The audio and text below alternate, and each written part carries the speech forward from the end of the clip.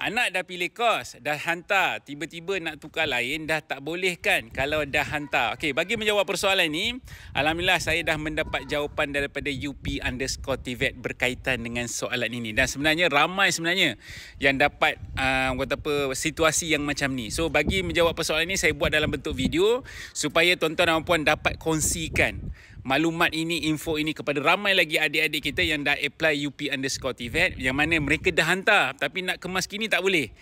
So ini adalah jawapannya. Dan komen dekat ruang komen, anda dah daftar program apa? Okey, bagi menjawab persoalan ini, sebenarnya kalau anda dah hantar permohonan, memang anda dah tak boleh kemas kini dah. Dia tak macam UPU dah. Dia tak macam UPU.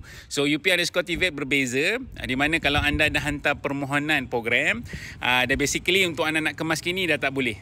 Cuma anda boleh tukar ataupun kemas kini pada tempoh rayuan nanti. Dan ketika tempoh rayuan nanti ataupun ketika anda menerima mana-mana permohonan daripada mana-mana institusi kerajaan ataupun swasta, anda jangan klik setuju.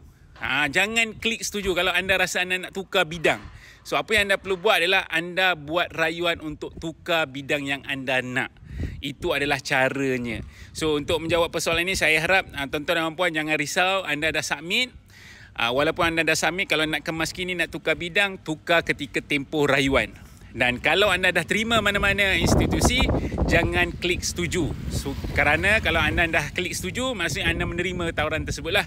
Kalau bidang itu kalau anda minat lah. Tapi kalau nak tukar bidang, tukar ketika tempoh rayuan. 2 kali saya bagi tahu supaya anda dapat alert dan pastikan anda clear dan jelas berkaitan dengan informasi ini.